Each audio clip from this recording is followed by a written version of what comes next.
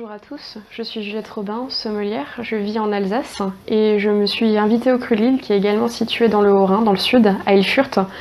Et je vais vous présenter une bouteille que je vais d'abord commencer par déguster et ensuite on parlera un peu plus de la cuvée.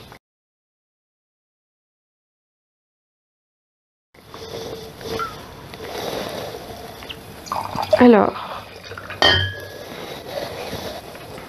commençons par la robe. Donc on est sur un vin jaune doré, avec un léger trouble, une légère opacité, mais ce qui n'altère en rien la dégustation, nous allons voir après. Le nez est ouvert, complexe. On retrouve plusieurs notes aromatiques. On va sur le fruit avec des notes d'abricot sec. On va également sur une note herbacée, un côté foin, un côté fumé très agréable. Et on retrouve également des notes de fruits plus juteux, plus mûrs, avec de la quetch et de la mirabelle.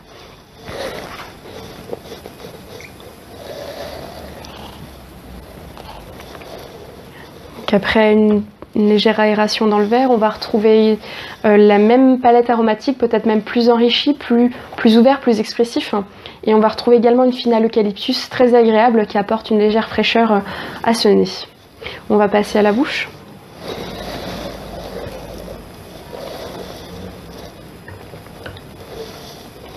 Alors on est sur une bouche avec une attaque dense, chaleureuse. Beaucoup de matière, beaucoup de vivacité sur la finale, une légère tension très agréable. En termes aromatiques, on va retrouver le côté abricot sec qu'on avait également au nez. Un côté légèrement fumé, peut-être moins mis en avant que dans le nez. Et surtout sur une finale plus agrumée, plus fraîche, avec des notes de citron et de pamplemousse, ce qui permet d'alléger ce vin qui, d'un premier abord, paraît très ample. On est sur un vin très agréable, qui invite totalement à reprendre une deuxième gorgée.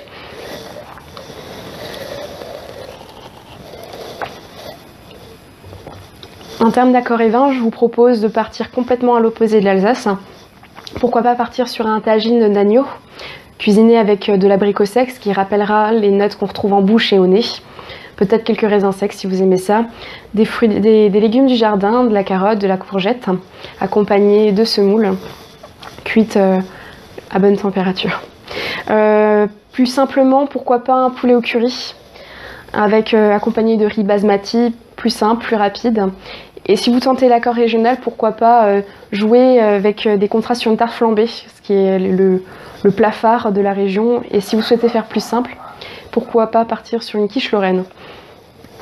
Donc la famille Geschicht, la famille Geschicht est située à Merschuur, à une dizaine de kilomètres de Colmar, dans le Haut-Rhin. Pourquoi 6 pieds sur terre? Tout simplement parce que 6 cépages. Donc on a l'habitude des monocépages en Alsace, mais là on est sur un assemblage pinot noir, pinot auxerrois, pinot gris, gewürztraminer, riesling et muscat. Ce qui permet d'en dévoiler tous les points forts des cépages réunis dans une seule bouteille. Les raisins sont récoltés le même jour et pressés en même temps, et toute la vinification qui s'ensuit. C'est un domaine qui travaille en biodynamie depuis 1998, mais c'est un domaine qui existe depuis bien plus longtemps que cela. Domaine familial, et qui ont pour volonté de toucher le moins possible à leur vin afin d'en laisser tout le terroir s'exprimer.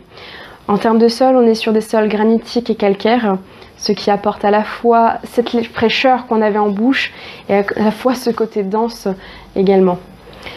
Donc merci d'avoir regardé cette dégustation.